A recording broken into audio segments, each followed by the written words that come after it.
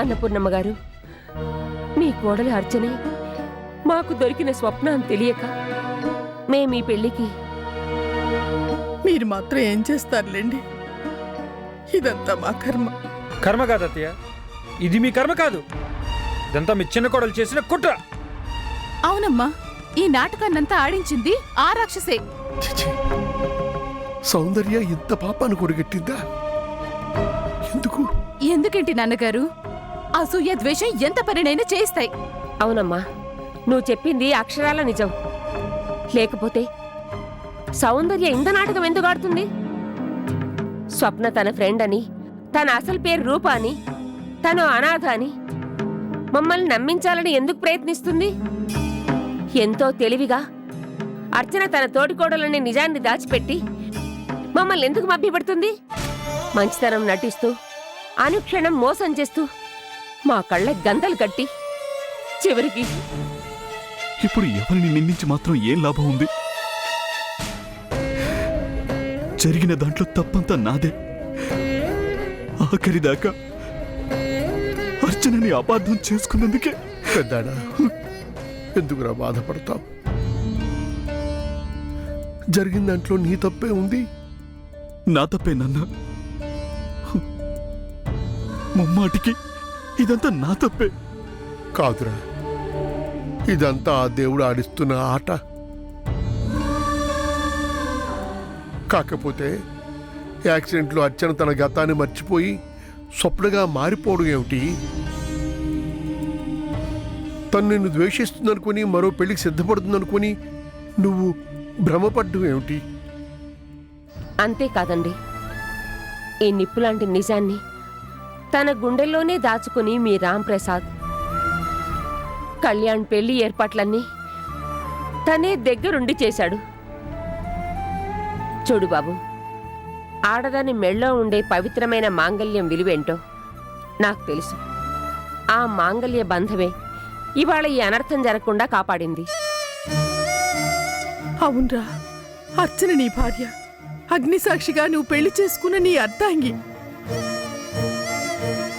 అందుకే నీ భార్య నీకు దూరం చేయకూడదనే ఇన్ని అగ్ని పరీక్షలు పెట్టిన ఆ దేవుడు ఆ నిజాన్ని నీకు తెలిసేలా చేశాడు. అవునన్నయ్య, అన్నీ తెలిసి కూడా నీ స్నేహితుడి కోసం నువ్వు నీ చేత్తోనే పెళ్లి ఏర్పాట్లు కూడా చేశావంటే అందులో నీ తప్పేం లేదు బావా.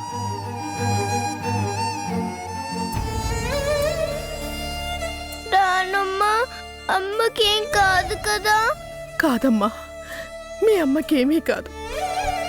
ఇంతమందితో పెనవేసుకున్న అనుబంధమే తనని తప్పకుండా కాపాడుతుంది.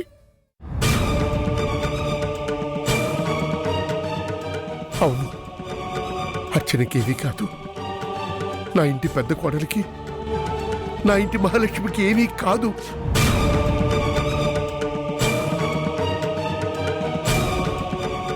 మీరందరూ ధైర్యంగా ఉండండి. కాలకూట విషయం కూడా ఆ దేవతని ఏమీ చేయలేదు.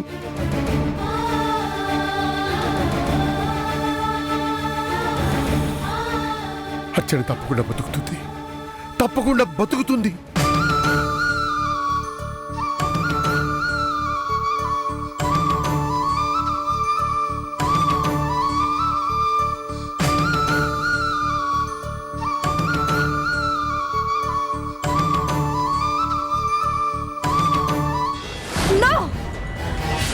అర్చన బ్రతకూడదు, బ్రతకడానికి వీల్లేదు.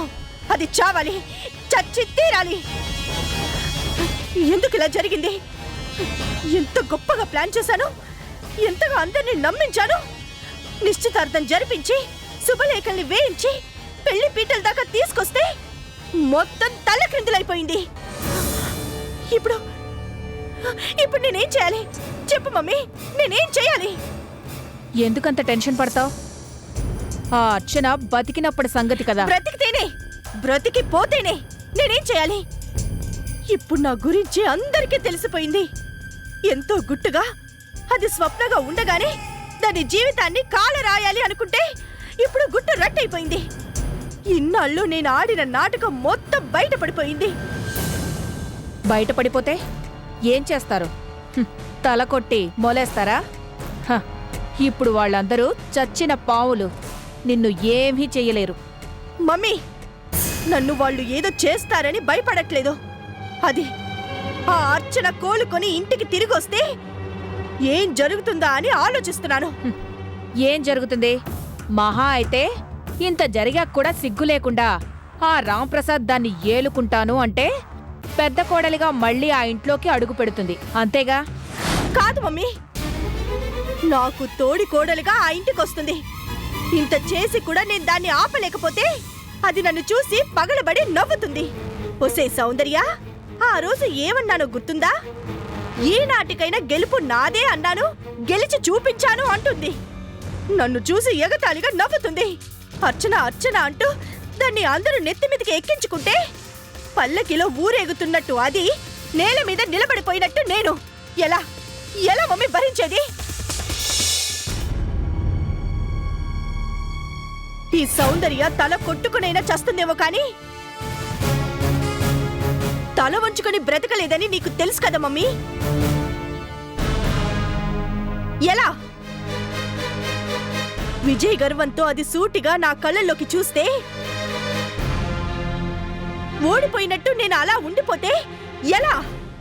సౌందర్య, 2 దేశాల మధ్య యుద్ధం మొదలైతే ఆ యుద్ధం కేవలం కొన్ని రోజుల్లోనే ముగిసిపోతుంది. కానీ నీకు అర్చనకి మధ్య జరుగుతోంది యుద్ధం కాదు, పోరాటం. పోరాటంలో గెలుపు ఓటములు ఉండవు. ఉన్నా అవి తాత్కాలికమే.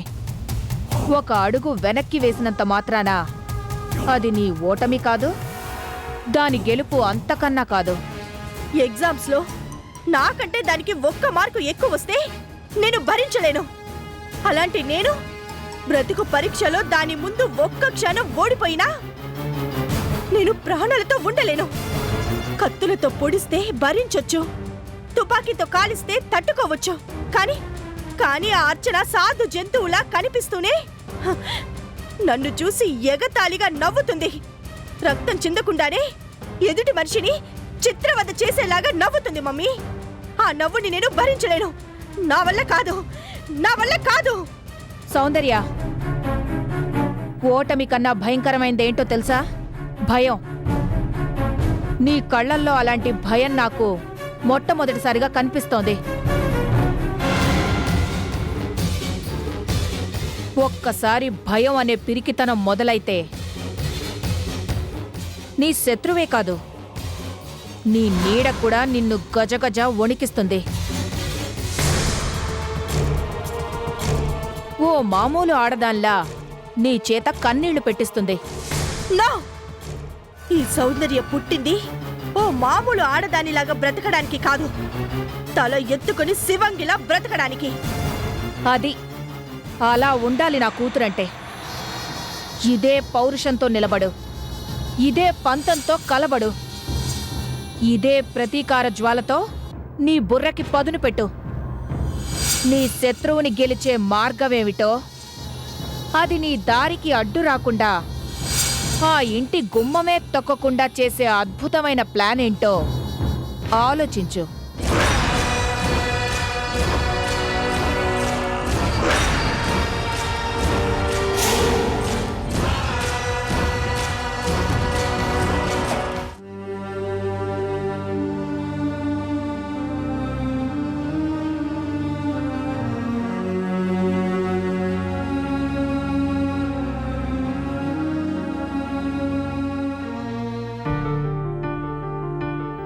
కళ్యాణ్, తనకెలా ఉంది? ఇంకో 24 గంటలు గడిస్తే గాని ఈ విషయం చెప్పలేను.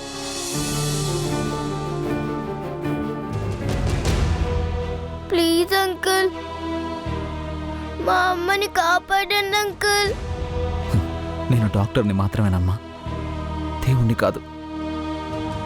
అలా అనకు బాబు. అర్చన బ్రతకాలి. ఆ పసిదాని ముఖం చూడు, అమ్మ అమ్మ అని కన్నీరు మున్నీరుగా ఏడుస్తోంది. దానికోసమైనా అర్చన్ని బ్రతికించు బాబు. ప్లీజ్ ఆంటీ, ఒక డాక్టర్గా నా ప్రయత్నం నేను చేశాను. ఇక భారం అంతా ఆ పైవాడిదే.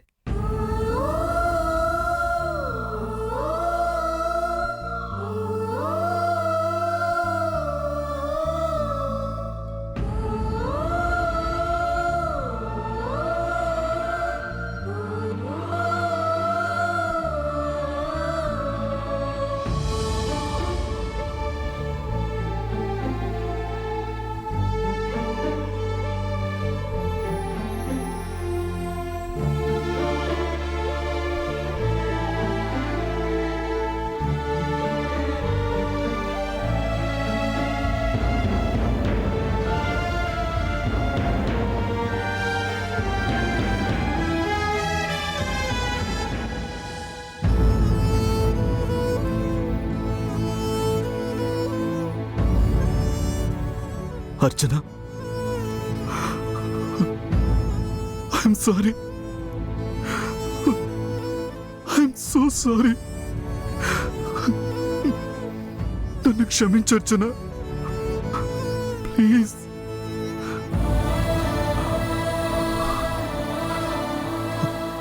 నీ పట్ల నేను క్రూరంగా ప్రవర్తించాను, దుర్మార్గుడిలా ప్రవర్తించాను.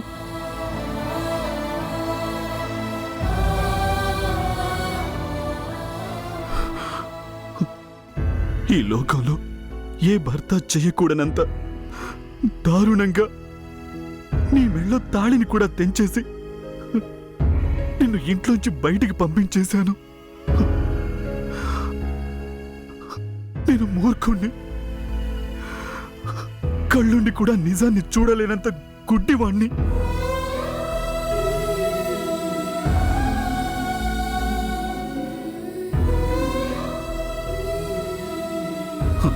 అదంతా సౌందర్య ఆడించిన నాటకమే అని తెలిసేసరికే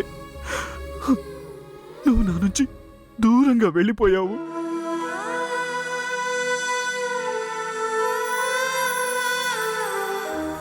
అర్చన అని ఎలుగెత్తి పిలిచిన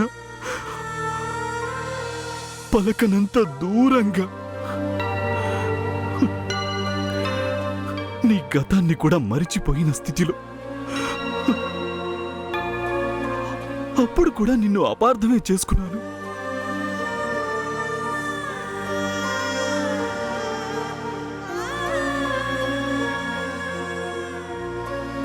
అందుకే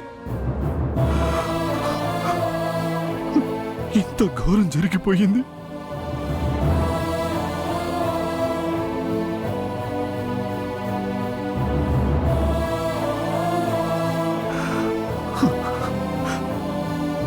ఈ జన్మకే కాదు, ఈ జన్మలో కూడా నా అర్చన మరో మగాణ్ణి కోరుకోదు అని నా మనసు పదే పదే ఘోషిస్తున్నా నా కళ్ళ ముందు జరుగుతున్నదే నిజమని భ్రమపడ్డానే గాని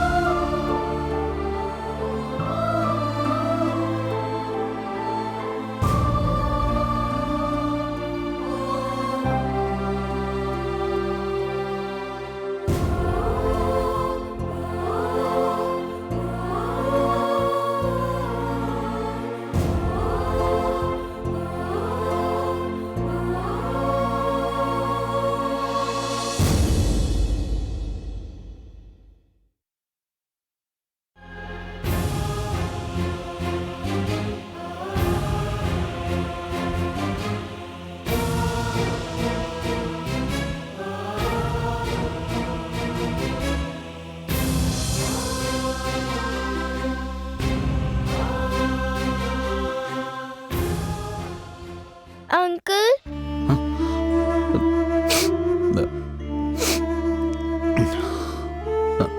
రాలల్లి,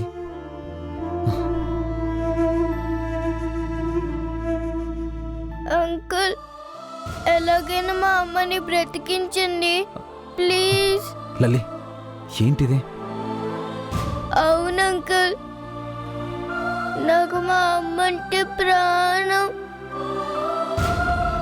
మా అమ్మకి ఏదైనా జరిగితే నేను ఉండలేను. నేనే కాదు, మా డాడీ, నానమ్మ, తాతయ్య ఎవ్వరం బతకలేము.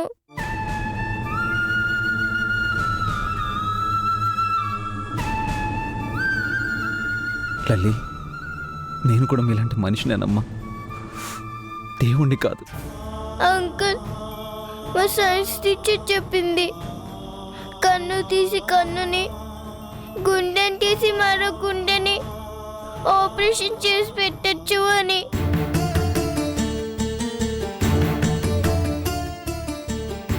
మీరు గొప్ప డాక్టర్ కదా, అవసరమైతే నా ప్రాణాలు తీసి మా అమ్మకు పెట్టి బ్రతికించండి ప్లీజ్ అంకుల్.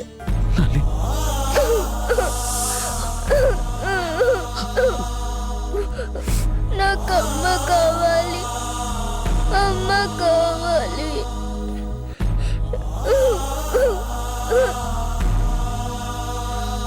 నాకు అమ్మ కావాలి.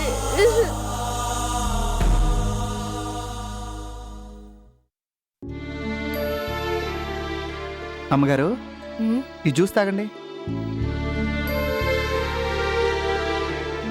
శివ, నీకెందుకు అనవసరంగా శ్రమ? ఇదిగో అమ్మగారు, మీరు అలా మాట్లాడితే నాకు కోపం వస్తుంది. శ్రమ అంట శ్రమ.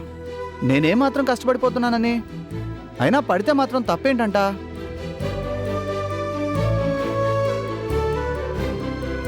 ముందు జ్యూస్ పట్టుకోండి.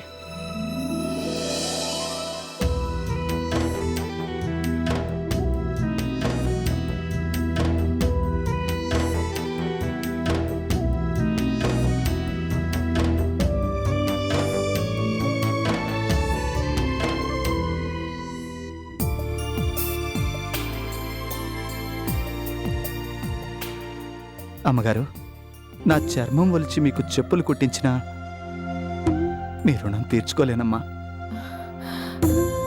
అలాంటి మీకు ఈ మాత్రం కూడా. శివ, ఏంటిది చిన్నపిల్లాళ్ళ? ఈ అమ్మ ముందు నేనెప్పుడు చిన్నపిల్లాడినేనమ్మా, చిన్నపిల్లాడినేనమ్మా. శివ, నాకే ఒక కొడుకున్నా కూడా నీలాగే సేవలు చేస్తూ ఇంత అభిమానంగా చూసుకుంటాడు అనుకోవడం లేదు. ఊరుకోండి అమ్మగారు, మీరు చేసిన దాంట్లో నేను చేసిందంతా సముద్రంలో నీటి బొట్టంతా. శివ, ఇదిగోండి అమ్మగారు, మీకు ఇదే చెప్పేది ఫస్ట్ అండ్ లాస్ట్. అయ్యగారు శ్రీరాముడైతే మీరు సీతమ్మవారు, నేనేమో మీ ఇద్దరికీ సేవలు చేసుకునే హనుమంతుణ్ణి. నాకు ఈ అదృష్టం చాలమ్మగారు, చాలు చాలు. ఈ జన్మంతా మీ కాళ్ళ దగ్గరే పడుంటాను. ఏంటి రాత, శివ ఏదో భారీ డైలాగులు కొడుతున్నాడు? అబ్బా ఊరుకోండి అయ్యగారు, అమ్మగారే అనుకుంటే మీరు కూడానా?